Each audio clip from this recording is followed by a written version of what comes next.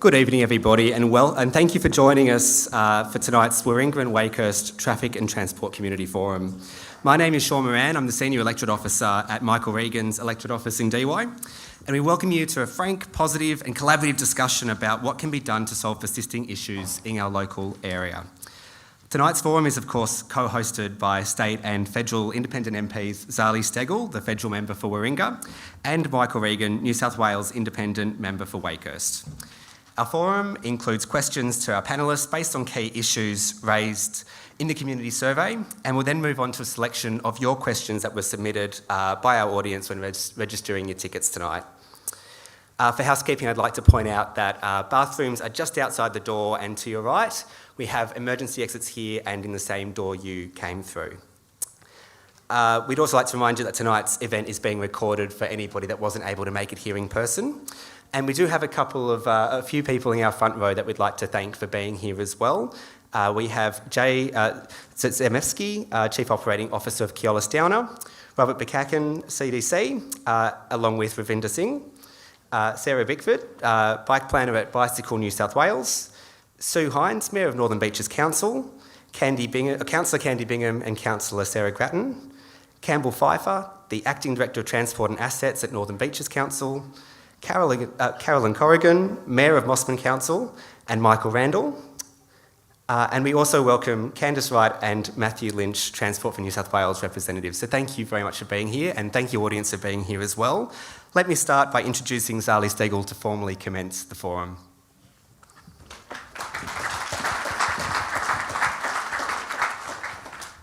Thank you, Sean, and if I might start by, of course, paying my respects to traditional elders of the land on which we meet, past, present and emerging. It's incredibly important that we acknowledge the rich cultural history we have here and that their footprint and their incredible custodianship of the land on which we meet.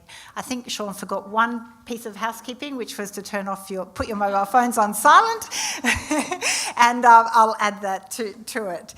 And on that note of acknowledgement, I should say the Warringah office is engaging in a process of having a reconciliation action plan, and I'll be talking to Michael to make sure Wakehurst is doing one as well.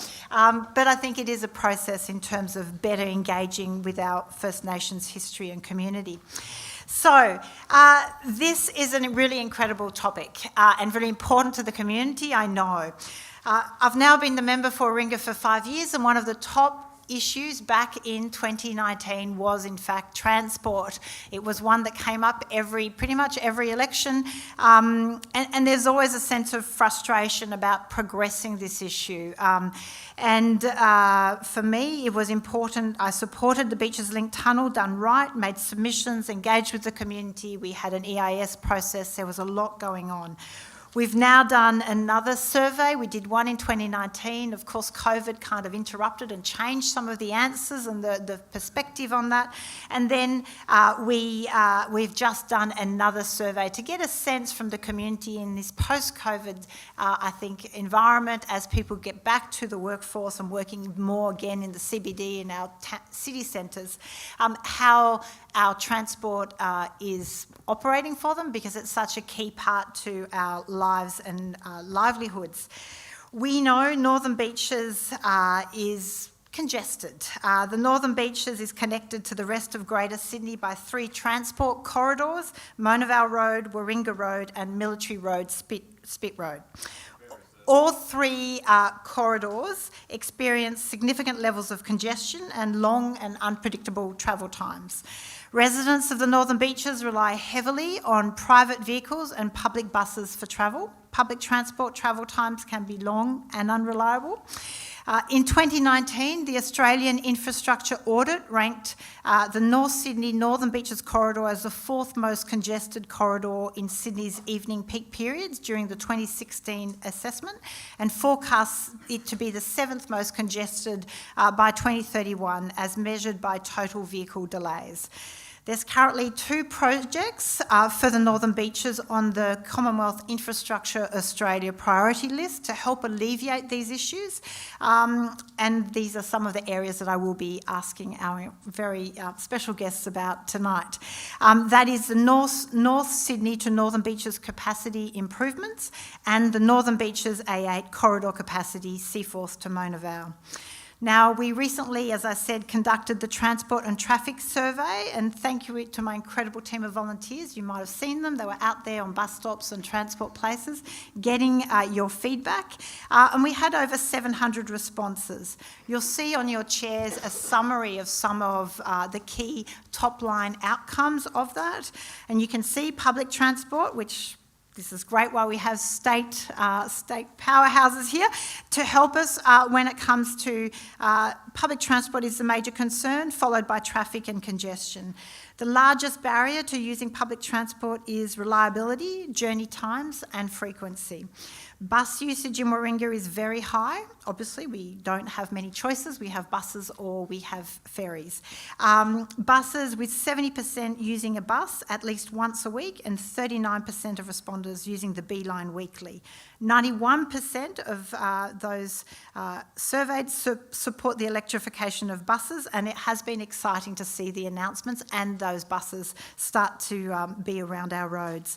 Infrastructure for bicycles was cited as a need, and safety concerns around speed, lack of helmets and regulation were common responses in relation to e-bikes, and I do welcome the move from the Northern Beaches Council in that respect.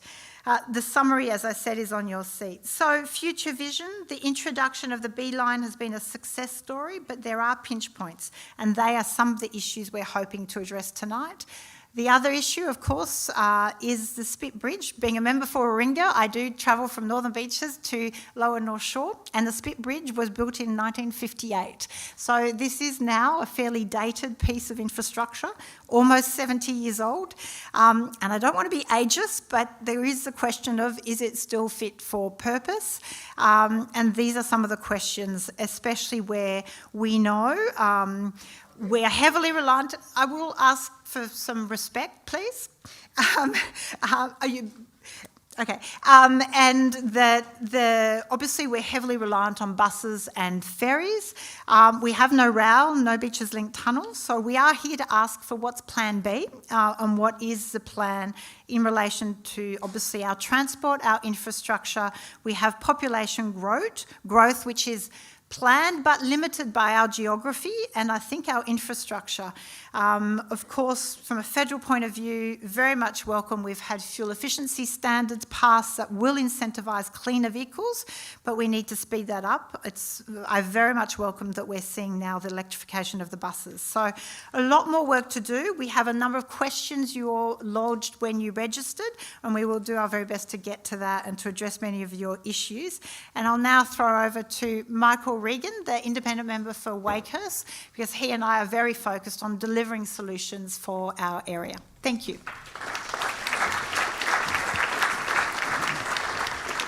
Thank you, Zali. And can I just say thank you to our guests here tonight, and particularly Minister Graham, who I know is knee-deep in budget stuff. We're just less than a month out from the state budget and is working overtime on that with his fellow cabinet members, and will be leaving at some stage tonight and won't be staying around, but he will be here for the majority of the evening. But it's a very big deal and for you to be here, so I appreciate that. And Dr. Marjorie O'Neil, thank you.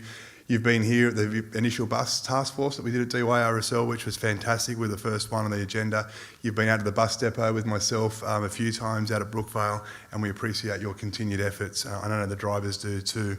I wanted to quickly just let you know what I've been doing, apart from listening and trying to respond on Facebook as often as I can and to manage the expectations. I am an actual bus user. I get the B1 from DY to Parliament when we're sitting. I get it home late at night, sometimes early in the morning. And certainly I always use it to go to the SCG and get the tram as well. It is my second favourite, well, actually it's my favourite place, to be honest, the SCG. Look, we've been working with government since day one, and I've been a complete pest to Joe Halen, the Minister, and to John Graham. Marjorie, I've been a complete pest with her and the actual staff at Transport for New South Wales, but there's multiple issues. And what's been pleasing is that, and what I want to quietly explain and just to understand is our northern beaches, the peninsula is broken up into 2 regions.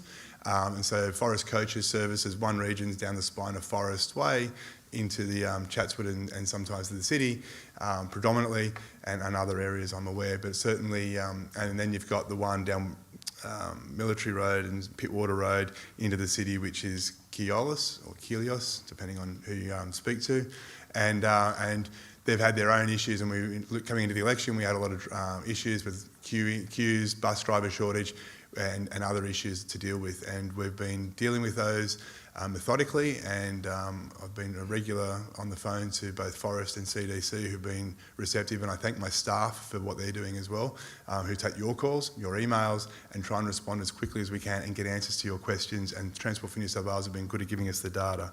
So I wanted to let you know that when I hear, and Nick Leach is in the room who's sending us good updates from Killarney, because we've had to recently cancel. When I say we, the CDC cancelled a route in the mornings recently because of the driver shortage. They continue to struggle to get drivers. It is a problem across the whole state, not just here, and everything is being done to address it. So one of the data showed that there was to basically cancel one route in Killarney to the city was to then and start more buses at Forest Way to the city would help alleviate that, but then you get compounded with sick leave and other issues which just you can't avoid. So it's unfortunately exacerbated a problem. We sort of started to see getting kind of back on top. It wasn't satisfactory to Killarney residents, but there are some drivers in training which are about 4 or 5 months away from being on those routes and returning that service. And talking to one lady tonight, when I was in Killarney, or when I had my house at Forestville and used to catch those services to the city at corner of Cannons Parade and Starkey Street, we know there was more services previously than what there have been recently, and even less now. So we need to return to what it was. We're across all that. We're working very much on the basic issue of housing. It is just impossible for drivers on their wage to live on the northern beaches. Again, there's a high school site, Forest High School, which will be vacant halfway through next year, which is zoned for 1,000 units on it. And I want all 1,000 units to be affordable in perpetuity and available for anyone to purchase. I want the shared equity model that governments have. I want to see, because we're also seeing a teacher shortage, and we're seeing school students, 2 and 3 classes being taught by one teacher on the Oval. And that's just because teachers can't live here. 2 Year 12 students approached me on behalf of their cohort from Killarney saying they've just lost 2 teachers because they were tired from driving down to Newcastle to Killarney and back every day. Can't blame them. And then you've got the drivers who are on the 12-hour shifts, 4 hours on, 4 hours off, 4 hours on, and being paid, I think, $32, $34 an hour. Yes, it suits some, doesn't suit others, and there's a whole thing, the bus task force, and Marjorie may touch on it, that they're trying to work to. And as an MP, an independent MP, we're working on things like wages and conditions to make sure they're not missed out, they're not left behind like other things. So we're in there trying to make sure those things happen because it all impacts the driver shortage and the experience for us, the customer. So we're not going to rest until we get those types of things done. We're looking at other alternatives, which I'll touch on briefly, but certainly I just wanted you to understand the constant thing, and I mentioned Nick because Nick's right when he says you see so many buses to Chatswood going down Warringah Road, if you stand at Jamison Square at Forestville, and he's not the only person to say this, but it's because of the 2 regions. You have one, you have Kelios coming down from Warringah Road with Chatswood buses that then go past Jamison Square at Forestville, and then you have buses coming down Forest Way from Forest Coaches that turn onto Warringah Road and go past the same thing. So you're always going to see more buses. If it was as easy as just turning a few off and stopping them, it would have happened by now. We know those issues exist. There's maybe some longer term solutions to that. I'm not even going to pretend to know the operations. That's for the guys who run the buses and who the contracts are with. But we need to address it because it is a visible problem and we share your frustrations. And I think one lady was telling me today it took her 2 hours to get to work. And that's not cool. So, conversely, Helios was just named this week as one of the high-performing companies on time, and they've now reached, I think, 95%. I think was one that would equal first or second, and which was good. But they're now they're at capacity with their B-lines. We introduced, I think, it was 167 services, additional city B-line services, which is great because everyone's using it. But it's running at capacity. So if you're at Manly Vale, Brookvale, it's pretty hard to get on. So we're aware of that. They're starting services down at DY and Brookvale, I think, now as well to try and make sure they're not missing out. So those things are doable. They're listening. We're actioning them. So thank you for that. In relation to, I was just to say that the electrification, Zali just mentioned, we've been pushing hard for that to be rolled. I think we're the first depot in the state to be fully rolled out as electric across this year. And next year we start taking delivery of those buses, the single deck buses. And the other announcement was, I think they're going to be being built in New South Wales in Macquarie Park, and I think they'll be the next ones off the cab. So you'll start to see the electric buses roll out through our suburbs, which will be a pleasant thing if you're living outside a bus stop or on a main road, because they are noisy. So there's one other question I'm always asked, and I'm sure we'll be asked again tonight, and someone might go into more detail. Why aren't we pushing for a metro? That's an interesting one, but I just want you to know a metro is fine, a metro station, but you're looking at 25,000 dwellings per station. Now, there are 330 dwellings at Meriton Apartments on the corner there of Howard Avenue and St David's. That's 330 dwellings in an 18-storey and a 15-storey building. If you want 25,000, do the sums in your head, and that's what it takes to get the numbers to stack up, apparently, according to the economists, to have a metro station and to have it built. So, for various reasons. So I just want you to think about that, and if something you want us to push for, that's fine. We're politicians and that's what we can do, but you've got to understand the physics. They won't just do it because we think we're at capacity now. No, you need to be like the eastern suburbs or the inner west if you want to get that, or Bondi, So that's what you've got to be very mindful of, and do you want that for our area? You are getting 2,000 dwellings around the hospital over the next 5 years. 1,000 of those will be at one site, which is the Frenchs Forest High School. It will also have retail and commercial space as well on top of that, and it will be, and the X160 bus that you get now, that will become more or less a B-line service, and is designed to become a B-line service, I should say, so every few minutes, which is good, bad. And then do we have to start looking at transit lanes or bus lanes down Warringah Road over the Roseville Bridge? Maybe. So that's the kind of stuff you need to think about and talk about with us, and how we move forward. And we do this, we've got to do it with the community together. So we haven't sat idle, we're doing this together, we're working, we've got the Minister here, we've got the Parliamentary Secretary for Transport here who's been here before, and we're very grateful to have. But I wanted to be very clear about some of those things that I'm constantly asked and I constantly see on Facebook, and I want to hear what you think about that. So don't be shy. I'm only going to tell you what I know, and so therefore don't be shy. Trackless trams is something I'm working on, because one trackless tram it's in concept, it's actually in operation in other parts of the world, but it's one driver per 2 buses. So the capacity of 2 buses on one trackless tram, so it only has one driver. If we've got a bus driver shortage, maybe we need to rethink the way we configure our bus stations, our bus stops going forward. Maybe we need to think about how we do that. So that could be an investment. It's something we need to think about and prioritise, because I don't think the bus driver shortage is going to go away anytime soon. And I think it could be rolled out statewide. We're working on housing priorities. We're working on, as I said, the Frenchs Forest. We've got Narrowena we're looking at to maximise the potential of some of the public housing that's there and what could be. We're working on with council on the A8 corridor, which is that main one there, which is things like grade separation, which is what you see outside the hospital at Brookvale, outside office works there, where Warringah Road and Pittwater Road meet, how we can do the grade separation. It has the most positive impact on traffic in general on the northern beaches, on traffic flows.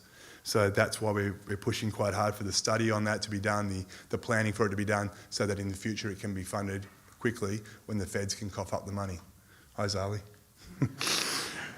New options we're looking at. Kia Ride on Demand has been hugely successful, the on-demand stuff in Mona Vale, Warriewood.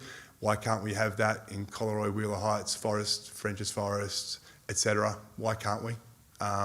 So we've made it Manly, get rid of the hop, skip and jump bus, Sarah. No. Just kidding.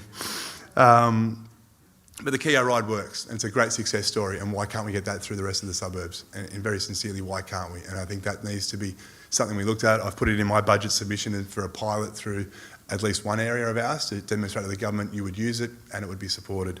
So we're hoping to see that, and if we don't, we'll keep pushing for it because it does work and it can be very, very positive for everything.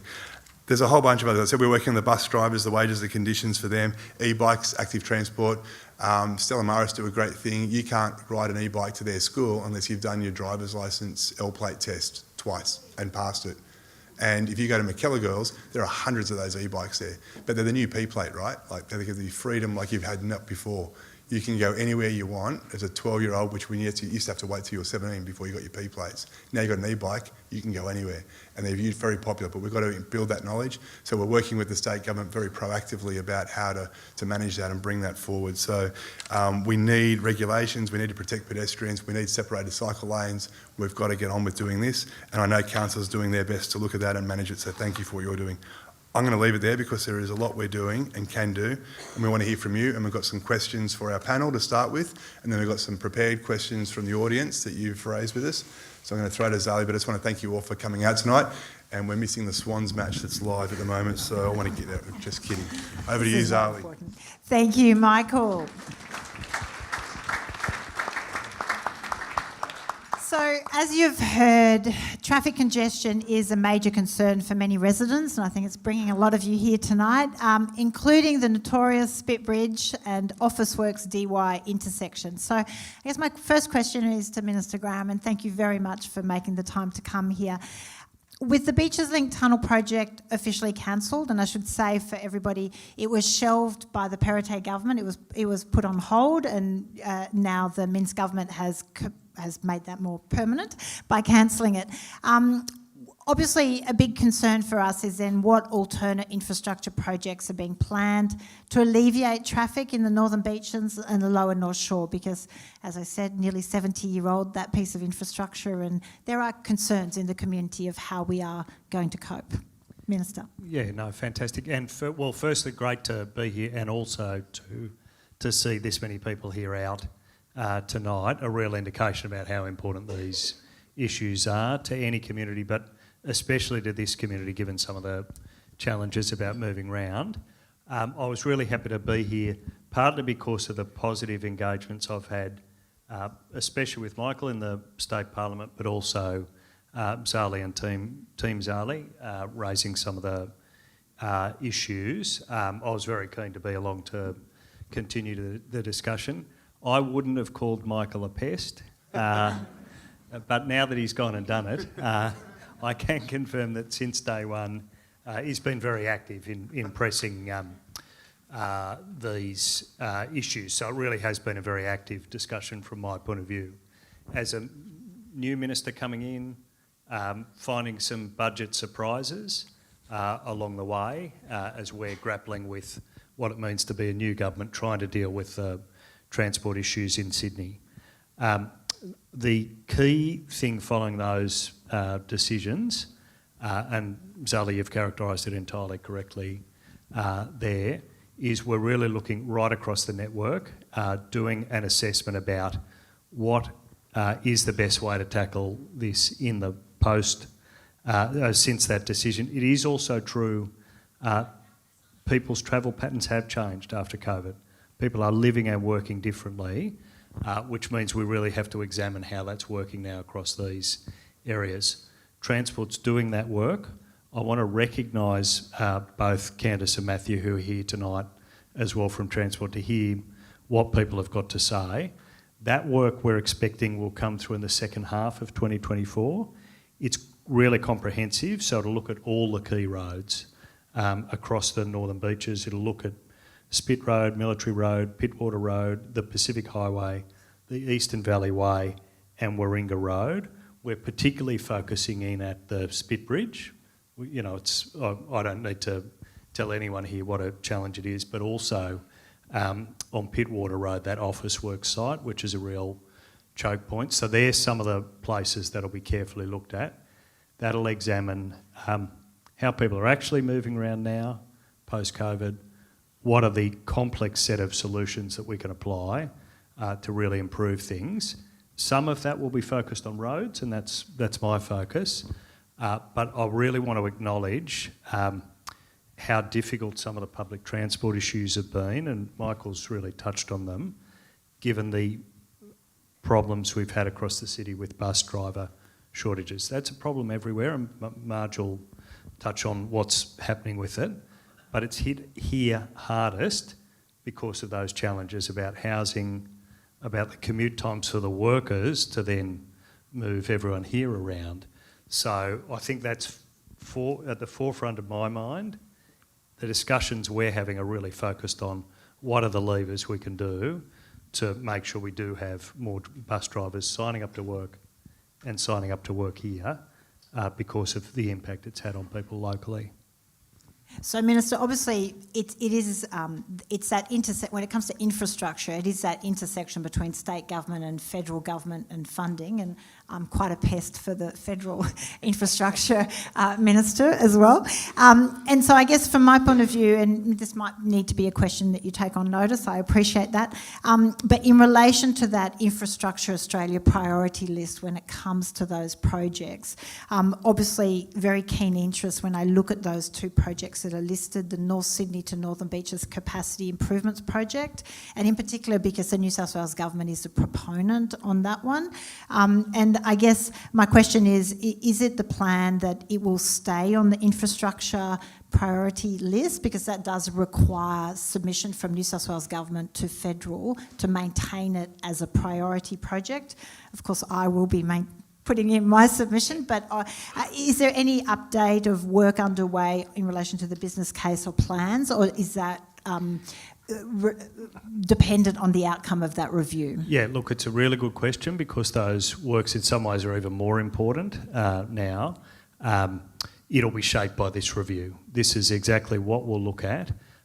So that the way we deal with that into the federal sphere will be shaped by this review.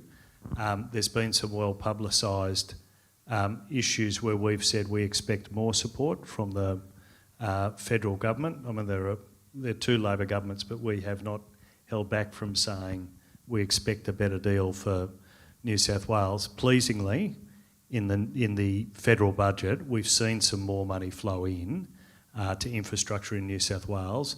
So that's meant we've got a little bit more room to move, but it'll be shaped by this review. Okay, thank you. Thanks, Zali. Thanks, Minister.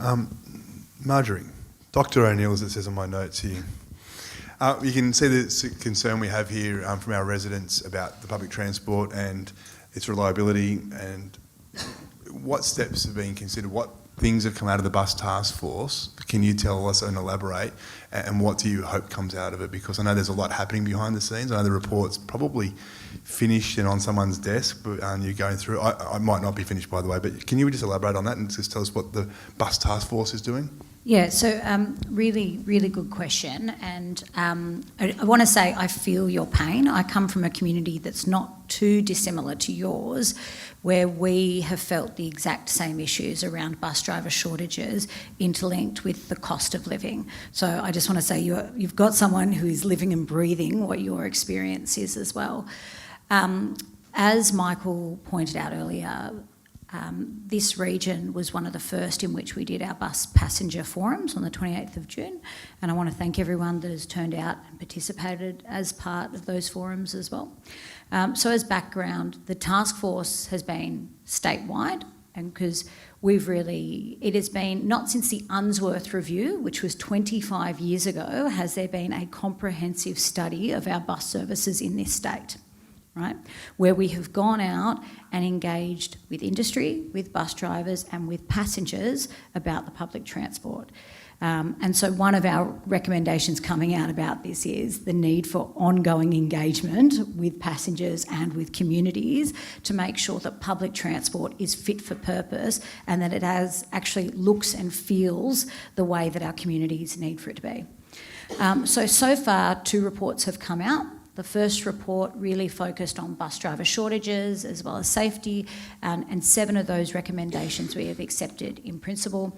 That was things like making sure that there is growth put into the budget, like growth transport put into budget. People might be shocked. Actually, one of the things the last government did was remove growth funding from the budget.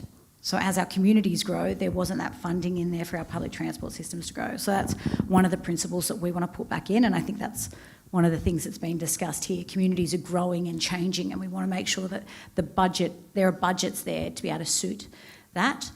We want to address the reliability, the on-time running, and the efficiency and effectiveness. Things like your ghost buses on your apps, that is because of a failure in the investment in P-tips. So we're investing in that as well to make sure that when you look at an app, that bus that is there, it actually turns up, right? So you can actually make those decisions. The second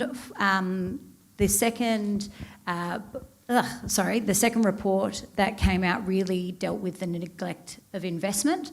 Buses do 40% of the heavy lifting of transport in our state, and they only get 3% of the investment. I love buses, and they're actually the best bang for your buck in terms of getting mass rollout of things. And so that's one of the other things we're looking at, and I think there'll be things to come with the budget. And again, Michael, your advocacy in this space, I wouldn't call you a pest, I'd call you an advocate. I know my place. And okay. Now, the passenger forums, though, and the feedback from them, that's imminently coming out. That report is currently, from all reports, sitting on the Minister's desk. I know around here, increased services as well as the efficiency and on-time running of services to the city, and there are particular suburbs that have been neglected with that. Better school services as well. And again, the bus driver shortage still links into this, and I think I've got another question coming up which is around bus driver shortages, so I can go into a lot more detail around what we're doing to address that. But a lot is happening. I think we need to be upfront with people. These things can't be fixed overnight, but we want to make sure that we're working with communities across New South Wales, including yours, to make sure that we can fix these problems together, and that we're designing public transport and a bus network that you will use that caters to your needs. Thanks, Marjorie. I think too it's important that the tech thing is explained, because the technology is 3G technology, and then it's with a whole bunch of different companies with different platforms trying to speak to a government platform which doesn't talk to that platform on 4G or 3G.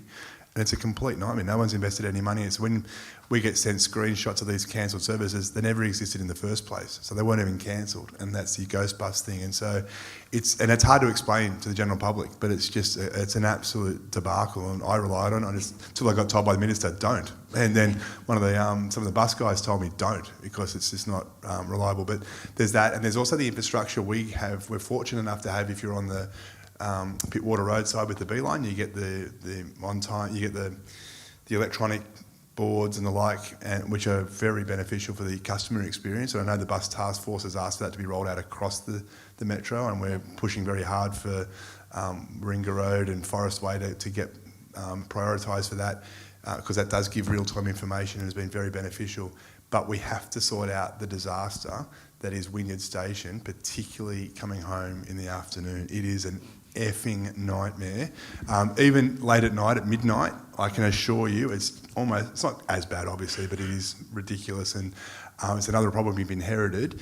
But yeah, and we've got some solutions, some things to put forward, but we just need a longer term plan for that. And I just think it's important that people hear that you recognise that, yeah. But it is an issue. We all see it, we all experience it. Some worse than others. And Thursday is the new Friday, right? Like for public transport, to your point, John, about we're moving differently now. But yeah. Thank you. So next we're going to let's talk about maybe some remedies, right? We've got a lot of issues and problems, and obviously you're looking at a lot of areas. But Matthew Hounsell, who's the Senior Research Consultant, Transport Research Centre at UTS, he's an expert, so he's sitting outside of maybe the bubble and can give us a bit of an assessment when it comes to what are the primary factors contributing to the current transport issues in this area, and how will for example, the new metro from Chatswood help our constituents get to or from the city once it's opened, and what is the feasibility of an east-west B2 bus route? Just a small question. Okay, so Unfortunately for the Northern Beaches, your primary inhibitor is your geography. And nothing we can do as transport planners can ever overcome geography. And the second thing we can never overcome is land use. So low density housing on plateaus is hard to service. Unfortunately, that's always going to be a problem. But you do have, and we're built around major transport corridors. The Military Road, Pittwater Road were tramways. So that's why you have the density you have here. In the suburbs, there's a lot of medium density housing, a lot of walk-ups, and they help build patronage and keep people moving. But one of the things we forget is, and the Parliamentary Secretary is right to say, I was about to call you the Assisting Minister, is right to say buses do a large chunk of the lifting in Sydney, and they're not sexy, and they didn't get investment under many previous governments. And I was standing under the B-Way interchange at Warringah Mall waiting for the next bus, going, why isn't this around the rest of the city? So the Unsworth Review asked for a lot of these changes a long time ago, and they just haven't been implemented because the community isn't screaming for them. It's always that old thing in politics, whether the Premier says, force me to do this. I can't do it if everyone is sitting silently. So one of the big problems we have with transport is that the fundamental equation is that the number of services, the number of buses, the number of drivers required is determined by the time it takes to go, say, from the city to DY and back, divided by the number of minutes between the services. So every single minute that a bus is sitting behind a car is costing you money, is slowing your service. I've got a bad dodgy mic. Is slowing your services down. It's making it harder to provide the services for you. So bus queue jump lanes, changing the traffic lights to give buses priority, because the PTIP system only gives you priority if the bus is determined to be late, not if the bus is running slow.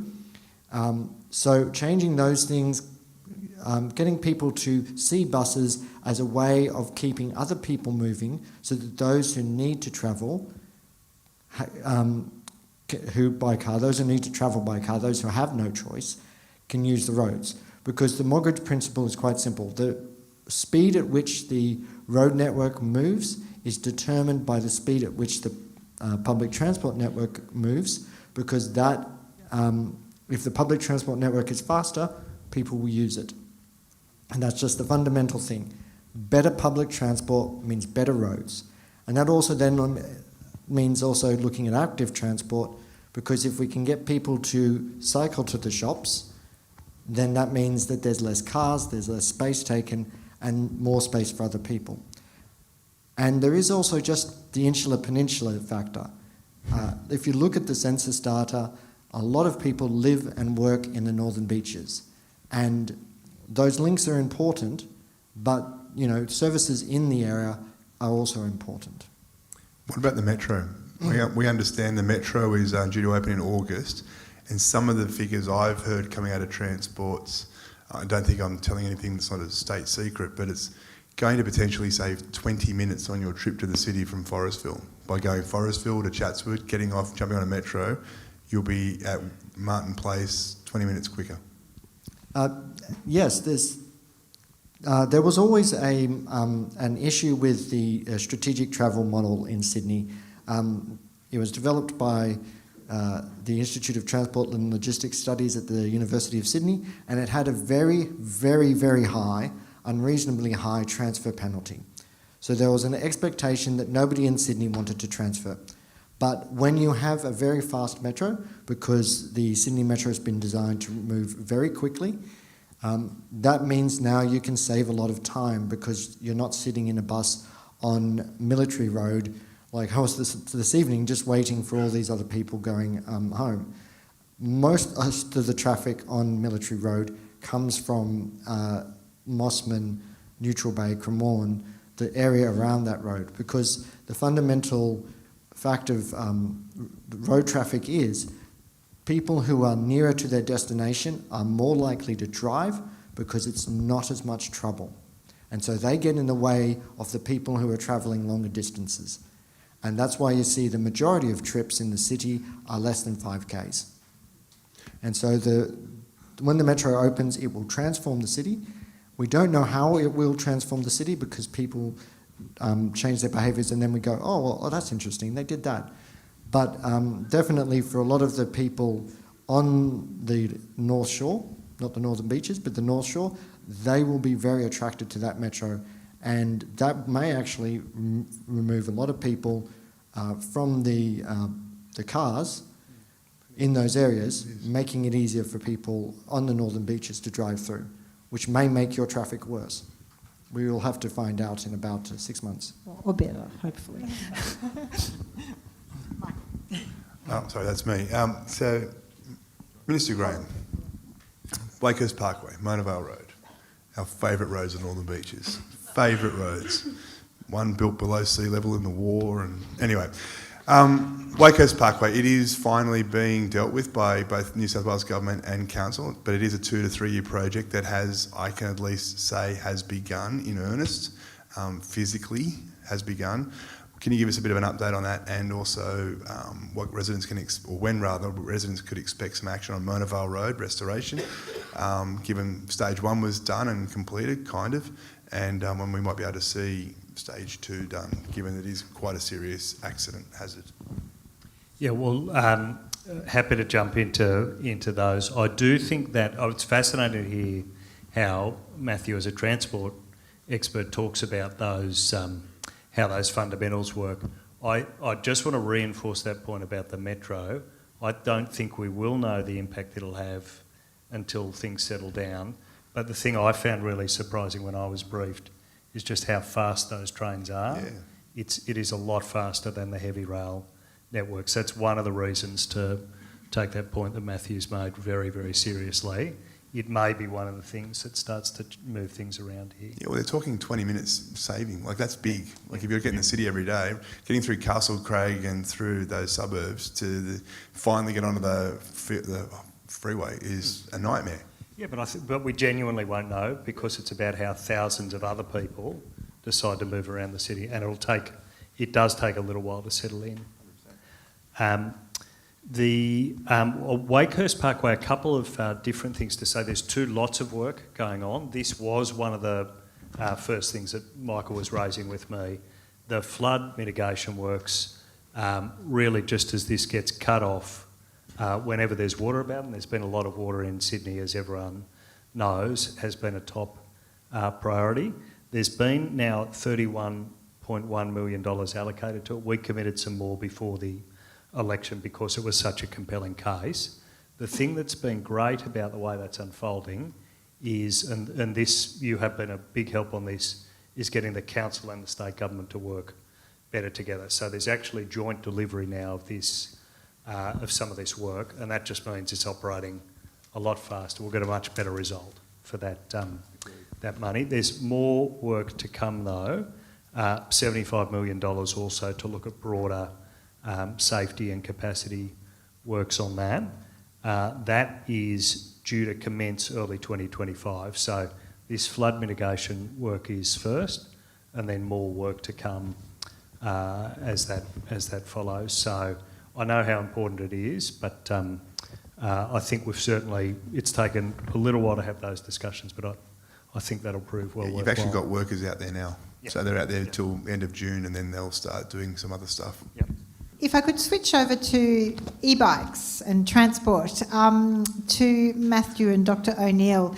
In the local survey, active transport modes like cycling and walking have been identified as areas needing improvement, particularly the safety risk in terms of not having separate bike lanes, e-bikes. Obviously, Northern Beaches Council has taken some steps. what, in your view, can be done to make e-bikes safer for riders and pedestrians? I might start with you, Dr. O'Neil, and then I'll go to Matthew. Yeah, and it's a really good question. And I think like active transport has often been sort of one of the forgotten modes. So firstly, I think we just make it clear it's something that we're very passionate about and committed to. And in the last budget, we committed an additional $60 million to the budget for active transport. And we also, part of that was $10 million for active transport for schools. So we're really focused on working with councils around identifying safer routes for kids to be able to get to schools in particular. So whether it's separated cycleways, widening footpaths, fixing sort of, intersections, that money is there for councils to be able to apply for so they can work on the routes that suit them. As someone who has a background in local government with local roads, knowing local councils are actually the best to determine where those things are to be able to set the priorities. But then when you're talking about e-bikes, there's two parts to it. There's enforcement, and I think enforcement is incredibly important. And we know the police are the main proponents that need to enforce, but there is a huge education piece, and we're working on that. We're specifically, it'll be out soon, and we're specifically going to be targeting grade 7 and grade 8 students with that, so that we can better educate young people on the use of these e-bikes as well. I think it's great that we've got young people using them, getting out, choosing to have them. It gives them independence, but they need to be educated on them, how to use them. I love this idea about the ELS test and passing that. I think that's phenomenal. I'd like to hear more about it and like see how we Happy can... to share it with you. Yeah, but also as well, like we welcome your ideas around this. These are problems that are going to which really need all of community solutions. But as I said, enforcement is a big part of it, but education is fundamental. Absolutely. So one of the issues you see out in the western suburbs is the house with the 4 cars out front. And it's mum, dad and the 2 kids, all of which you have to have a car to get anywhere. So what the research shows is that an e-bike changes the normal range that people will cycle from 5 kilometres up to about 15. So 15 kilometres is the distance from Sydney to well past Parramatta. Not to Parramatta, to Lidcombe. So that's a very long way. For a long way for people to cycle. So the 15k e-bike thing, especially with assist on the hills, means that people actually stop buying cars. So you've seen this in other places like Colorado, where they've offered subsidies for e-bikes. You've actually seen a drop in the number of people using cars. The fundamental issue we have in Australia is our standards are wrong, and our safety standards for traffic are not as good as they could be. The Dutch standards are so much better, and a lot of the work in the United States and the French and even the English, who are right now building cycle highways across London, have shown that if you build separated cycleways, people use them. So the other thing is to make low traffic neighbourhoods, which we have actually had in Australia for many, many decades. And that's just a matter of traffic diversions, where the cars can't go straight, but the bikes can. And that just means then that people stop doing rat runs, and you see that people on bikes start using the back streets. No one wants to ride on the footpath because it's a pain in the backside dodging people. But people will not ride on the roads if they feel that they're going to be run over by a yank tank, like those ginormous vehicles. And that's why people cycle on the footpath. I've actually gone cycling with my mates who are terrified to ride on the road. I'm a bit more brazen, but they want to ride on the footpath because they don't feel safe. What we see in the transport literature is we call women the indicator species of cycling. If a woman and her children aren't riding around like it's a normal part of their everyday life, then your roads are not safe. And I have watched a woman absolutely terrified at the idea, the movement of her child towards the main road. She was just absolutely horrified by this. She grabbed him with such fear in her eyes. And that is because Even these main roads in the inner west of Newtown, which should be quite small, are not designed for safety. Thank you. And we've actually got Sarah Bigford here from Bicycle New South Wales. Where is Sarah? Not really.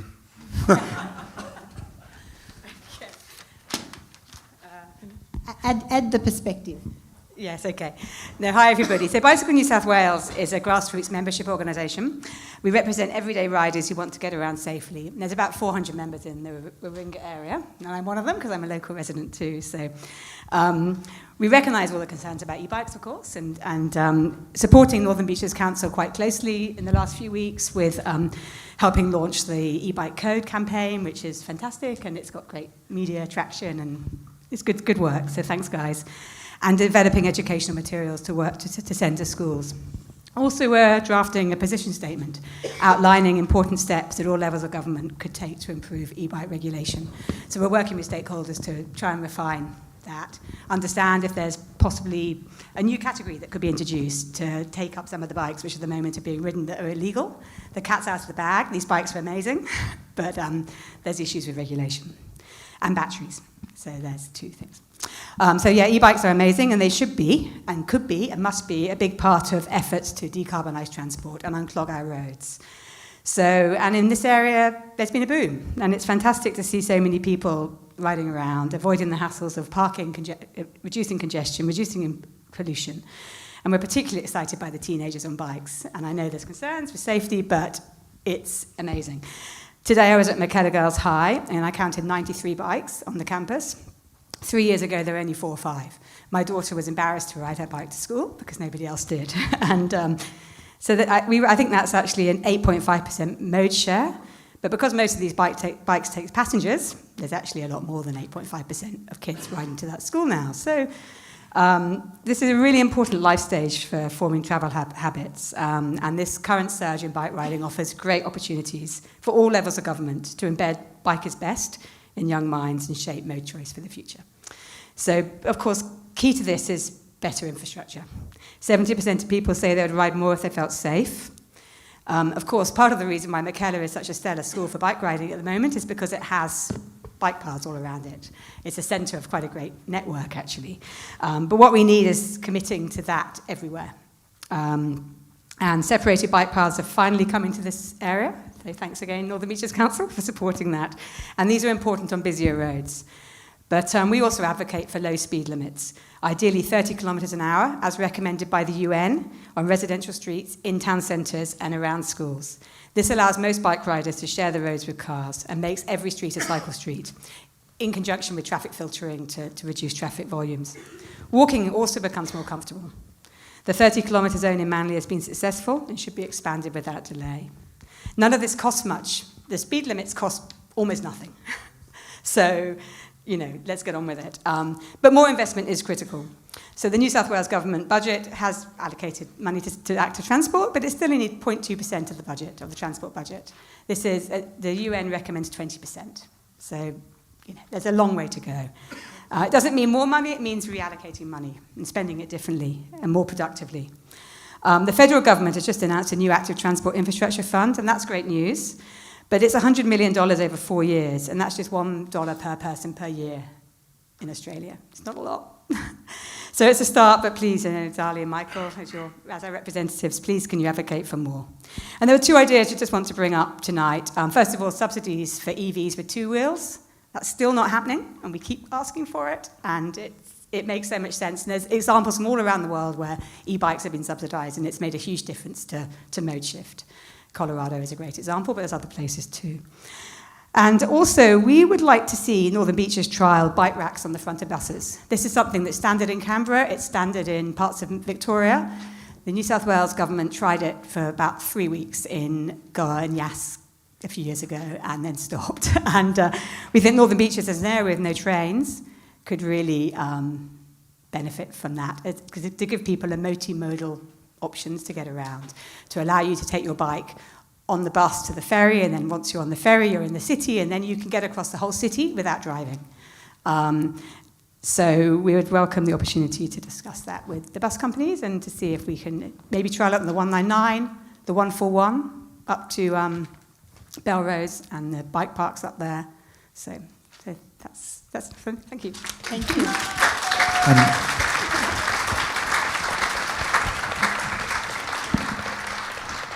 And bike parking. And bike parking. To the Mayor, you know, that is a big problem with Waverley Council. They built these wonderful separated cycleways and like 3 bike parks, and they're always full. How's my one at Dewey Beach going that I've been asking for 10 years? It's coming, is it? Yeah, so it's Christmas.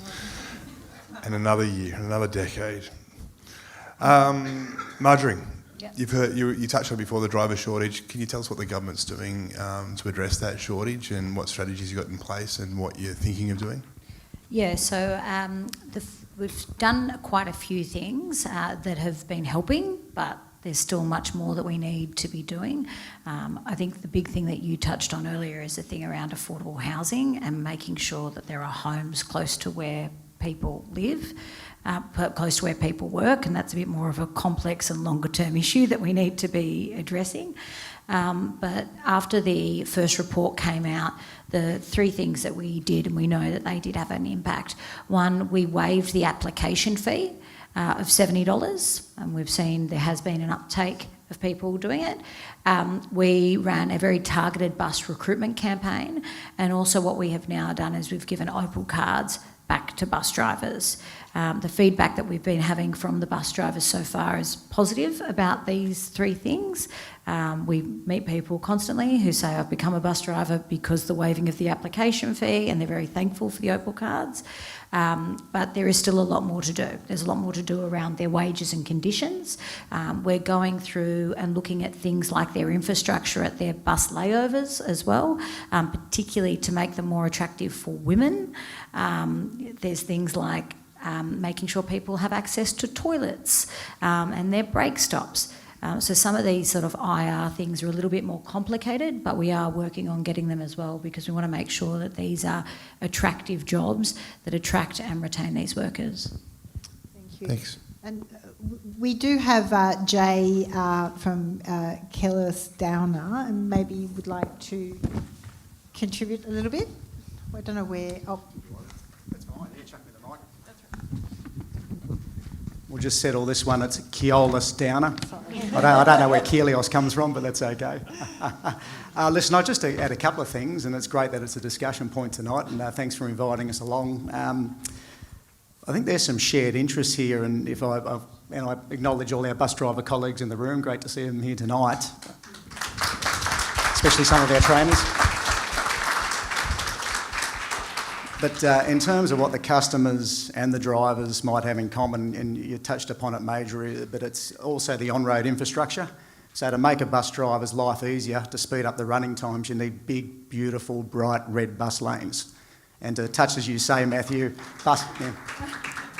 buses aren't sexy.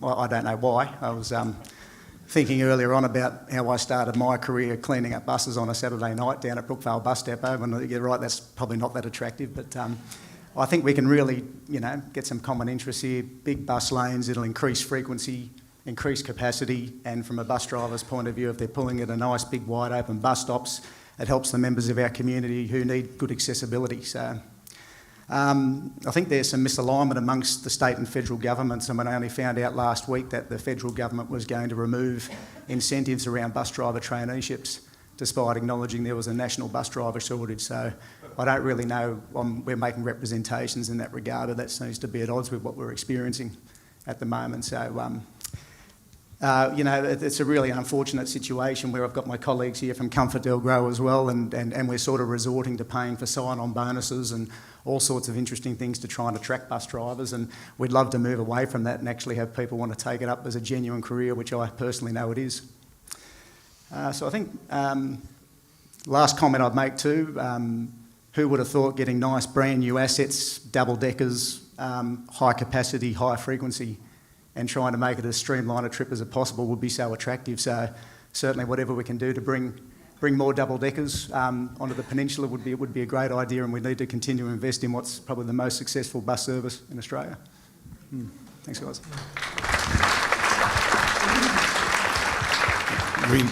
We knew it would be successful, mate. That's why we pushed for it back in 2009, 10, 11 till we got it, didn't we, Carolyn? Mayor. But just one thing on that is anyone from Connect Sydney here? Because if you are, we'd really like you to fix the potholes along those red bump lanes. Those roads are atrocious. John, you need to talk to them. You get your kidneys get changed on the one trip from DY through to the city. It is extraordinary, those red lanes. They just are not maintained. There must be a fair maintenance bill on that, I reckon, too. And I just want to re-emphasise, whilst you're both here and you're in Cabinet, I'm not sure if you've adopted your policy of 30% affordable housing on government-owned properties. I genuinely want to say again, in front of the audience, you have an opportunity here at Frenchs Forest High School, 1,000 units, 300 of those as a minimum could be, as per the policy you took to the election, be affordable and be in perpetuity for bus drivers, for teachers, for cooks, cleaners, nurses, police, everything that we've got a shortage of in this area. It needs to happen. So we can make it happen. Yeah, no, and I think the chance to address some of those fundamental issues that are key to actually, I mean, these things are all related. The housing, the transport, people being able to afford to live and move around. Of course they're related. Yeah. Thanks. Sally, I think that's over to you now. Well, I guess it's a bit of a follow-on from that question. When I look at it from the federal point of view and that infrastructure priority list, we have got the project where the proponent is Northern Beaches Council, and we've got Sue Hines here and many councillors. In relation to that North Sydney, Northern Beaches corridor, and so in terms of your review or the state government's, I guess, focus on this area, what capacity improvements can we hope to get, or is the government looking at in relation to that Northern Beaches A8 corridor capacity? So Seaforth to Mona Vale, which was put forward by the Northern Beaches Council, it does interrelate with that DY Officeworks kind of interchange question. These are sort of the bigger infrastructure questions that many, I think, in the community would like a bit more indication on. Yeah, no, which is exactly fair, which is why we're doing this work. And the thing I think in that discussion we've had today, you can hear a couple things going on. I think everyone knows, and we were talking about the fact that people's work and travel habits have changed after COVID. But another thing's happened as well, which is transport's changing for the first time really in 100 years. Transport's pretty much been the same, the way people move around a city for the last century, but it is now starting to shift as people are able to do those multimodal journeys.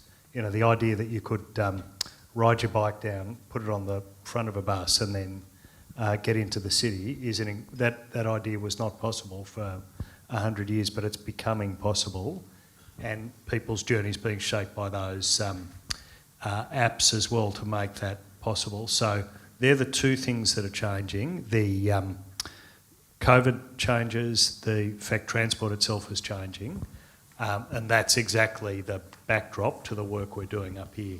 It's got to look at those serious infrastructure challenges. I don't want to, we'll be guided by that work, so I can't jump ahead of that. I don't want to pretend that they'll be easy things to solve either. We'll have to carefully work through those, but it'll be guided by this work. And from a state government point of view, the challenges that we've talked about, the housing challenge, the transport infrastructure challenge, you're exactly right in your opening comments, Michael. They go side by side for us because we have to deal with both of those together. They are related. So, thank you, Michael. So look, let's wrap up the pre-prepared questions. So essentially, for anyone who wants to take this on, and John, you started to share yours then. But what is the vision for the future of traffic and transport on the Northern Beaches? Because if the Premier calls me one more time to say, "Where's my minister?" over to you, or Marjorie. What's the vision? What do you think the vision for the future of traffic and transport is for the beaches? What you've heard tonight, you've heard a bunch of this. E-trams, for example, electric trams. Can we really start to see Trackless some trams. progress? Oh, I reckon there's a future there. It is one of those things that's interesting with the discussion tonight is, I don't know how well aware people are even of those, the impact more and more cars have on the efficient operation of the buses getting through the bus lanes, the priority at the traffic lights. I think an an education campaign is probably long overdue in understanding the consequences of your choices. Yeah. No, look, I think that's a really good point. Yeah, well, look, I've probably started to answer that question. The big other thing I'd highlight is this area has led the way, and it got touched on earlier, led the way on the electrification. Electric vehicles, electric bikes, and we have to do far better as a government in supporting that change. A lot of that is about the charging infrastructure, and that's really where we're trying to take things. But the good thing about these congestion issues is a small drop in the traffic as you move people onto different modes has a big impact on congestion. So some of those changes that we're starting to talk about how people do move around, could be highly impactful in the future if we can get some of those fundamentals right, including that charging infrastructure for electric vehicles. Marjorie, do you want to add anything? Yeah, I think for us, we want to get more people on buses. I started by saying this. Buses are the best bang for your buck when it comes to growing that kind of transport infrastructure. It is much better bang for your buck than a metro or a train. And so we are really committed to growing it. One of the really important next pieces that we're working on is a route-by-route analysis across the entire state, and that's going to be happening here as well, where we're going through each and every route to see how efficient, how effective they are, which are the ones that need more, are there ones where there's less people using them, where are the areas that are being missed out, how do we redesign them? This is a huge piece that we're working on, but it's a really important part of this, and the passenger forums are a fundamental part of that. And as I said, making sure that the community is part of the decision making. As I said, we know we've got really in-depth information now because of the passenger forums from people to know what suburbs have missed out, where do people want to go, and that's going to be part of our key decision making moving forward. Can I say, I'm sure Michael's received plenty of emails. As a federal member, I've gotten a lot of emails in relation to bus route changes that occurred a couple of years ago where, there's misses in terms of the exchanges, the connections, the where the routes are, the congestion, parking. So that community consultation is incredibly important. I can't stress that enough because it was incredibly problematic, the changes that occurred in the last couple of years. Yeah, and I'll reiterate this, which I said at the beginning. I think one of the real key findings for me, and I think from the task forces and passenger forums as well, was the need for ongoing community consultation with communities about public transport. Again, I was also one of those communities that had 36 bus routes changed in the middle of the night, and people woke up and the bus stop didn't exist, and people were like, what? And so this, I think for us, that is one of the key principles of this, is embedding ongoing community consultation and engagement with how we design transport. Yeah, I just want to add to that. I think what's really important is we've talked about the housing and making sure that goes hand in glove, retaining drivers, ensuring we get additional drivers. Even if we move, the population will grow. There is no secret. Our population on the Lord's Beaches is predicted to grow to about 277,000 now. I think it's due to be 330 within the next 20 years. So our population will grow. That's more people on buses. So even if we get things like what I mentioned before, trackless trams, which are, you only need one driver for two buses, you still need more drivers. They're not out of jobs, they still need more drivers. And so how do we retain them? How do we attract them? How do we, that's really key, that because as one of the original architects of the V1, we knew that it was going to work. And now the bus task force is being, one of the recommendations is everyone gets a B1 because everyone starts to move to that B1 transport, which means John has to design different roads in different ways. The Metro is changing things which we don't quite understand yet, or which is good. As people are moving on to it, so maybe people will do the Killarney and the Forest to Chatswood, get off and get onto a train straight to, I think it goes to, was it Pyrmont and then Wynyard, etc., whatever it is, or Martin Place. But it's a lot quicker. They will do that.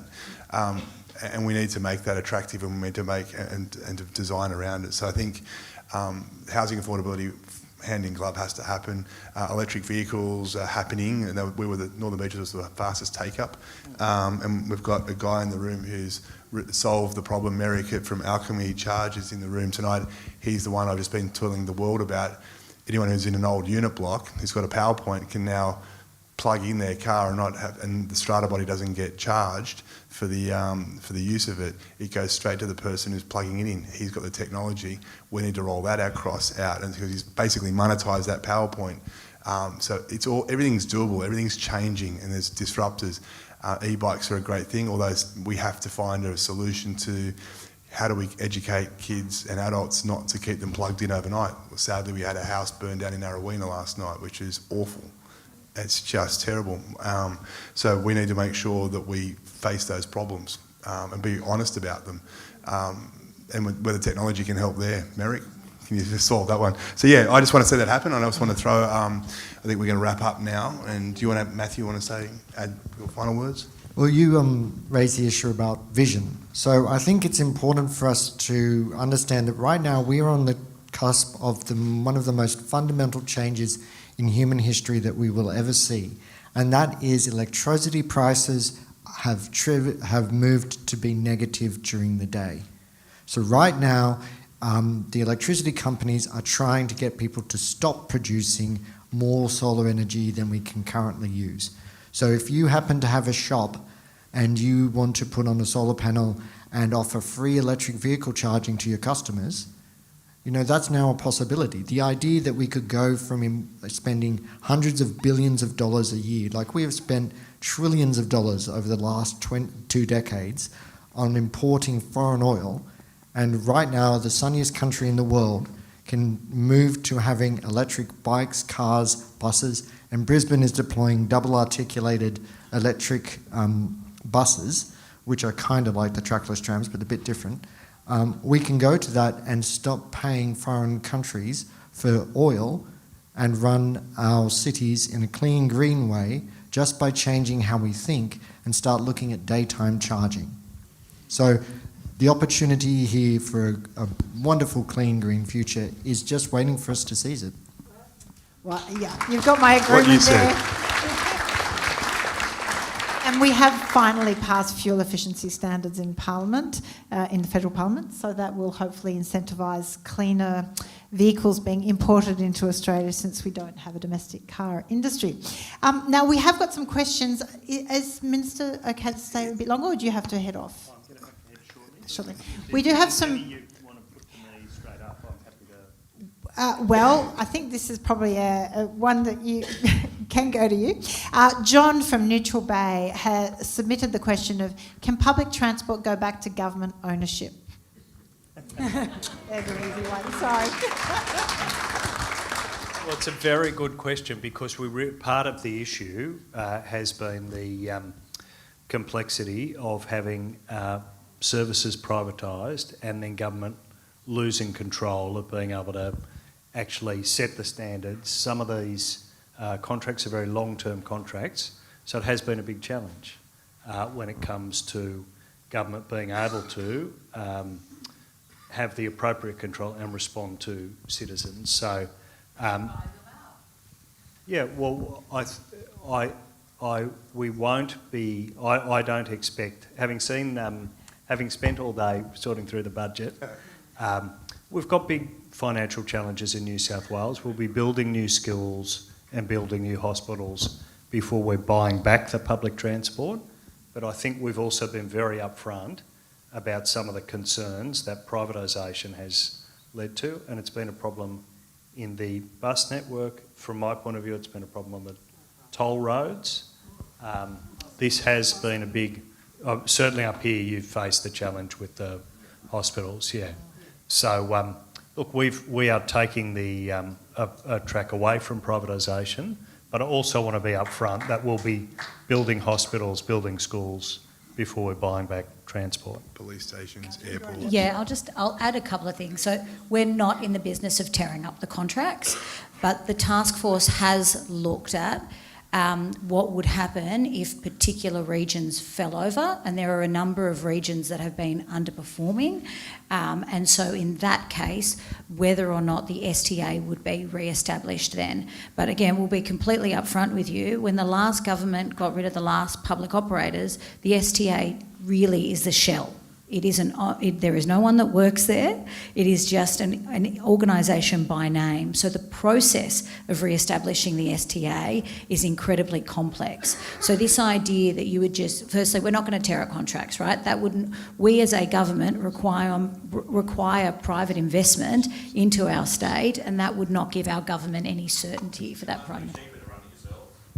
Well, look, but this is why we made a commitment to say that there would be no more privatisation. We know it doesn't work, right? Yeah. So, but anyway, as I've said, this is something that has been looked at in it, and as I said, in the instance where some fall over, this is one of the things we're looking at. And look, what's good is we've got a private operator who can hear from the room what everyone's, where we want things to work well. But Minister, did you want to add anything? Look, I will have to run at that point, but I just want to say thanks for the discussion. To have this sort of forum convened in this way and to hear direct is hugely valuable from my point of view. So we've got some work to do at our end doing that analysis, and we'll make sure that people know what's going on. But I just want to say thanks from my end. Also to have the transport team here to hear direct as well is really valuable from our end. Thank you very much. Thank you, Minister.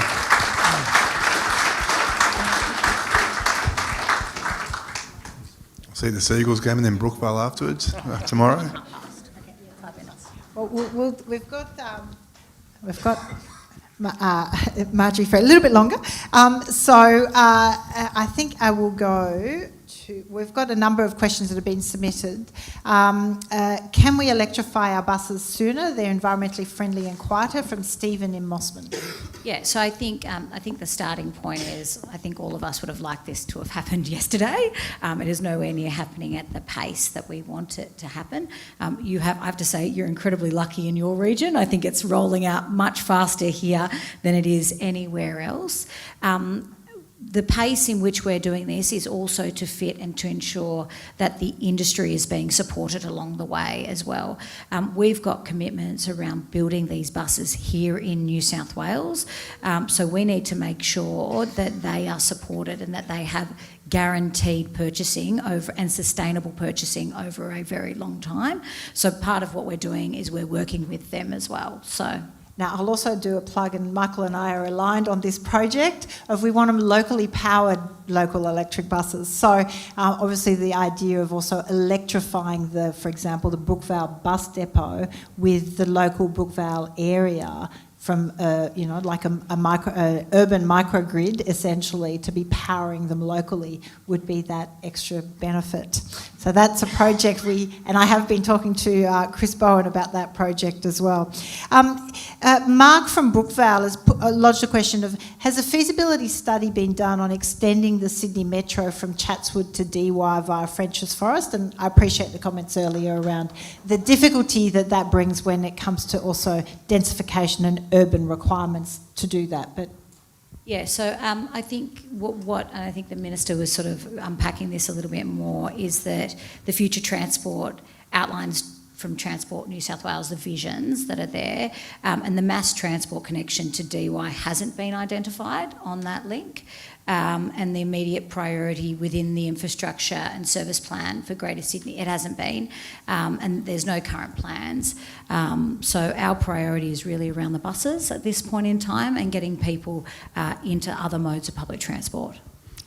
There was a historical analysis done by the Sydney Metro Corporation back in 2008 when they were looking at the Western Metro.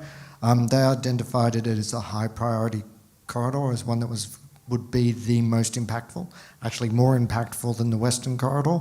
The real problem is, again, cost. And when we have inflation, projects like this get delayed because they are inflationary. So with the pipeline of all of the construction projects around the country, you have to start slowing down which ones you start doing, and then that pushes the date out. So we may have to wait for Snowy Hydro 2, the Sydney Metro, the West Connects, the airport. But also it does help if we go from building one metro to building the next metro. So the reason the French are able to keep their prices down is they never stop building. And I'll just add another thing too on that. In the broader planning scheme I've been intimately involved in for too long now, we don't have the infrastructure in terms of sewer and water. There's only so much capacity in that, which is another reason we can't get a very significantly more dense in terms of housing and the like, because we just do not have that infrastructure. Or we can expand it, but at significant cost for little benefit, which what happens then is they prioritise areas like Western Sydney, which is going under tens of thousands of dwellings per sort of suburb, like Wollondilly with 25,000, I think, just in one little area with a 2-lane road no bigger than Mona Vale Road. So that's where some of the priorities are going, and the airport we mentioned as well. So, but our physical infrastructure, and then having to get the other things like fire and rescue and the infrastructure surrounding that, the roads, it just doesn't cope. So I think we've kind of missed out because of historical reasons, and we're going to be a far lower priority. So it's kind of better we focus on what we've got and what we can get and maximise that potential. I think two more questions, that would be great. I touched on this before about Wynyard Station. I mean, I've raised it with the Minister and stuff. There's one of the options I put forward, and probably shouldn't say it in front of the Mayor of Mossman, but especially Mayor of North City, doesn't matter. Neutral Bay, and can we eliminate during the PM the Neutral Bay stop from Wynyard? So if you use the B line it stops at one stop. First stop is at Neutral Bay there. During the PM peak Monday to Friday, over 2,500 people get off on that stop. Just from that's a lot of people in the line, in the queue. So that lessens the queue a little bit, but it also makes the trip home faster. So we've proposed that, and we know there's a supplementary bus that does one stop from Wynyard, but it doesn't go from Wynyard. So do we look at doing something like that? We've got to discuss that with the operators, with the transport and stuff. But fundamentally, the infrastructure around there does need to change, because it is a nightmare, and it is on your radar, I know. Matthew from French's Forest has asked for what are the planned solutions for Belrose French's Forest area, which, Michael, very dear to you as well. It would be good to understand also that axis and what are the solutions for that area. In what regard, solutions for Belrose French's Forest? Is that the planning? That's Matthew. You said solutions. I mean, what solutions are planned for we're Belrose certainly, French's in Forest terms area? of transport, we've definitely been seeking that we get the infrastructure like the B line has through Forest Way and down Warringah Road, so that the customer experience is 100 times better. We certainly we know the technology is coming to fix the app, which does not work. It is just false. It is incorrect. French's Forest, the X160 bus is designed to be the next B-line bus. So it's designed to be upgraded and increased in capacity to be able to take on board the dwellings that will happen quickly around French's Forest. We know there's a couple of developments going up there now under construction, and there'll be more very soon. So it's designed, and depending on where the government and council land with the additional planning controls, the medium density stuff, we'll see and the housing strategy and how it relates to the Northern Beaches Council housing strategy. So that will be all factored into how quickly they can turn that infrastructure on. So that's what's happening. So we've also got someone here from Transport for New South Wales who's been working on this. Great. Thank you. Matt Lynch from Transport, and thanks for the opportunity to be part of today. It's actually really good to actually hear some of the issues and obviously some of the frustration that's coming through. It helps us to understand and then respond. So particularly around Belrose, Michael has raised this personally as part of the engagement of the review that we're undertaking. So we've talked today a little bit around the obviously the challenges around bus shortages and driver shortages. we and there are always constant changes and tweaks to the network. So in March earlier this year, there were a few changes to the bus services.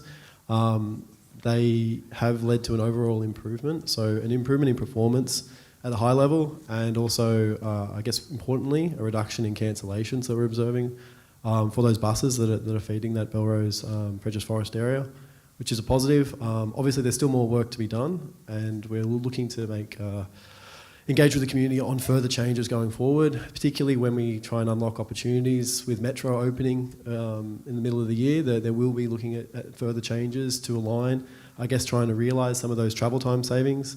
I won't quote the 20 one, but they're certainly a lot faster from Chatswood. There are obviously some constraints in making changes and things like that, so it's a process to work through, but we're getting there. And then historically, obviously, there was the works that were supported around the Northern Beaches Hospital that improved capacity for French's Forest and Belrose and access to Warringah Road. As part of the review, we are looking at Warringah Road, and a key focus area is around that interchange. So we're looking to try and identify some of those opportunities as we track towards a commitment to return to government later this year. And don't forget the on-demand transport that I keep begging you for. I know Marjorie has to go, but I just wanted to quickly, obviously at a federal level, we're very focused from an NDIS point of view with the changes coming, but there is a concern, and it's a question that's been lodged by a Brookvale resident around what consideration's been given to improving transport options for disabled passengers, because that is a key component of public transport. So I think, firstly, in the last budget, we committed over $800 million to the disability programs, so people should know that. It's something that we care about. Even with the task force, we've been specifically engaging with disability advocacy groups, specifically around buses, but networks and areas, and having people sit at the table to say, how do we use and improve those services, so they are there as part of it. Is that 1 year? Pardon? How much is it for? How long is that? The money is a one-year contract. That was in the last year budget. That was it in the last year budget, and I'm happy to send you all of these to. I'll follow up with some more queries on this. I can put all of these. I think and so we're working with disability advocacy groups as well around this, particularly even things like signage, to make sure that signage is fit for purpose for people with disabilities. The other bits and pieces as well, there's a huge training piece that we've been working on with drivers around their requirements to put ramps down. We've got things we're working on, not just in terms of public transport, but in terms of, I can't find the word in my head, but for taxis and for taxis and Ubers, ride shares, around their requirements to allow blind or those with disability and dogs to allow in. That's a huge piece that we've been working on as well. So a lot is happening. And I'm happy to send you all of those notes to see what we're doing. But I get what I need to say. We know that much more needs to be done. There's a huge disability program in terms of our trains and making sure that there are lifts at every single train station. There aren't, and so a priority list has been developed by Transport for New South Wales on them, and they're working through that as well. And Zali, any funding for caddy transport? Because we've lost caddy. It was our community, it was disability transport, a community provider. They've had to fold because they couldn't get volunteer drivers, so they're going to rely on EasyLink. It'd be great to help somehow the federal partnership with state on something like increasing funding for community transport. They do like close to 100,000 trips a year, and now we've lost one of the major providers in caddy, which is awful. So I think we kind of need to advocate and see how we can work together on that. Absolutely. Well, thank you. I know you have to run, so I want to thank you, but we still have... One question. Can you make the bus safe for dogs? Because every time you go around the curve, like an open slide. And that, the service dogs, it is an issue that's been raised with me. I've raised it at federal level, that making sure that public transport, that people know that service dogs are allowed on, but also safer for them. He slides in the curve. So you need to have proper or something. So that's something to consider. We will follow that up, and there's plenty of questions on notice that we can follow up with everyone. Michael and I will work on it. Thank you so much for making it out to the Northern Beaches. Thanks, Marjorie. Now, I'm conscious of time, and you've all been. It's been really interesting and engaging. But Matthew, I guess I don't have a life, so go for it. But I guess, look, for a lot of people, it's that question of vision of the future in terms of, is it trackless trams? What is happening around the world? We hear of international cities where they're no longer having, for example, cars are not allowed within CBDs. There are, sort of exclusion zones, essentially. Is that where we really need to start to get our mind to? Well, it was really funny when I was talking to a WestConnex forum about the impacts of the Rozelle interchange, and Anthony Albanese comes in and he says, "Oh, well, we've got to worry about the cost of congestion, and all of these problems of congestion." And then a few years later, we have COVID and we have no congestion, and everybody's freaking out that there's no congestion because cars don't matter; it's people that matter.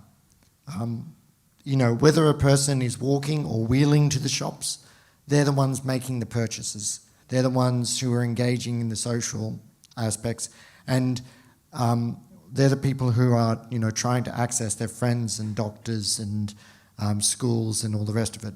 So having a transport system focused on moving cars, which is what the current guidelines are, the level of service are the volume to capacity ratio of cars, the time waiting for cars at an intersection, not the time waiting for humans at the intersection. So in that way, it actually, the traffic engineers are measuring and being assessed on whether or not they are getting the most cars through the intersection. So if a bus is sitting there waiting for, minutes, they're getting an A-grade mark because they're moving a heap of cars. So what's happening around the world is that most of the big cities, Paris, London, New York, all of the Scandinavian ones, even Brussels, one of the most car-centric cities in the world, has gone, we can't build enough car capacity to solve the traffic problem. So we have to start focusing on moving people. And also changing it so people don't need to drive halfway across the city to get a doctor's appointment. So that's about making sure services are local, and it is described often in the literature as there's Machete's constant, is people will travel about half an hour. Beyond that, people will do it, but half an hour is the sweet spot. So making sure that people can get everything they need within half an hour, half an hour's walk, cycle, bus ride, car trip, that's how we need to do it. But we also need to start looking at the fact that in terms of climate change, we are really pushing our luck here, people. So we really need to electrify things and get to decarbonise our transport system really quickly, because Australia's cumulative transport emissions are more than New Zealand's entire transport emissions just since 1990 alone. In 1 year, we emit more transport emissions than African countries have emitted in their entire history. We are an incredibly dirty country. We have the 16th largest polluter in cumulative emissions on the planet. Tiny Australia. That is frankly shocking. When I saw that, I was amazed. And we actually don't have the time, because of the systemic impacts, to wait. So if we start looking at moving people instead of cars, then we can focus on things like public transport priority or traffic lights, big red bus lanes, double articulated buses, whether you trackless trams are very similar. They're almost the same, except the trackless trams are from a tram manufacturer. So the double articulated electric buses that they're deploying in Brisbane, they're a big thing. There are 150 people per bus, and getting those moving on the main roads, getting nice, brightly lit public transport stops which have a lot of active uses around them so that women feel safe getting off at night. None of this is new. Like, there was a question that was raised, a debate we had at the Australian Transport Research Forum like 3 years ago, which was, is there anything new in transport? And the answer is, no, we have all of the technology. We just need to deploy it. The new solid-state batteries that are just starting to come onto commercialisation this year, they may be a game changer, but almost everything else is just a matter of political will, and that's also a matter of you, the public, making noise and making sure that every party, not just your independents and your local MPs, but also the other parties and the ministers in Canberra, know that you want them to invest in a clean, human-focused future. And then that's just a matter of making it so it's safe and delightful to walk. There's places to sit, shade, and we also embrace and support the diverse people in our community, those who have accessible needs like service dogs, guide dogs, wheelchairs, canes. Don't call it diverse, call it the community. The community, yes. Different. Yeah, we're all different. And incontinence, it is something that people don't like to talk about and don't like to think about, but one of the big barriers to public transport use, and it's just ignored, is the fact that a lot of older people can't stand and wait at a bus stop for too long because they need to be able to go to the toilet at a moment's notice. Yeah. Zali. So, obviously, I don't know if that's the note we want to finish on. Well, there's a couple of incontinence. I'm very conscious of time, but we've got an engaged audience, and there's a couple more questions that are quick to answer from the audience that I've got on here. Can I canvass? I'd like to hear or canvass what support there is to rapid transport to Manly Wharf to encourage more people to commute to the city by ferry and reduce road congestion. Great question, Mel from Balgala. I can tell you that it was definitely been canvassed before in my time as mayor. We looked at some of the challenges that would happen. So if you took the Pittwater Road from Harris Farm down to the wharf, unless you want to get rid of 2 lanes of parking, it ain't going to work. Otherwise, you're just massively congested and you can't get down there in any particular quick fashion. So that was a challenge that you'd have to overcome politically and I guess with the residents themselves in particular. But it was definitely canvassed. But also, it's 20 minutes, 22 minutes, I think, direct on the fast ferry, and 25 now on the one ferry, 30 minutes on the slow ferry. But it's for me personally, I catch the B line every day to Parliament. It's between 35 and 40 minutes from DY to Wynyard on the B1, and that's on any day. It's not a particular day. It's at 7:30 in the morning. I can get on it at 7:30. Sometimes I'm standing, but as I said, they've added 160 services in the last few weeks, and they're starting them at different points.